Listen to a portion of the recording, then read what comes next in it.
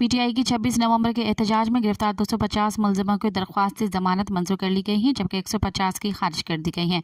इंसदाद दहशतगर्दी अदालत में 26 नवंबर के एहतजाज में गिरफ्तार PTI के कारकुनों की दरख्वास्त जमानतों पर समाअत हुई।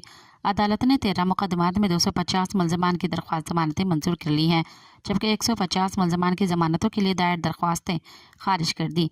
ATC इस्लामाबाद ने मुलजमान को 5-5 हज़ार रुपये मुचलकों पर रिहा करने का हुक्म दे दिया था।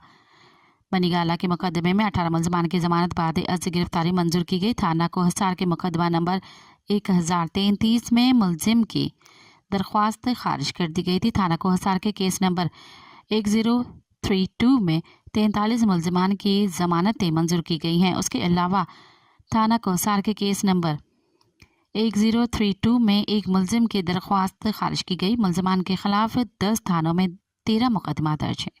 सब्सक्राइब कयो अवामी न्यूज़ HD के ऐं ताज़ा तरीन ख़बरुनि लाइ ॾिसंदा रहो अवामी न्यूज़ HD।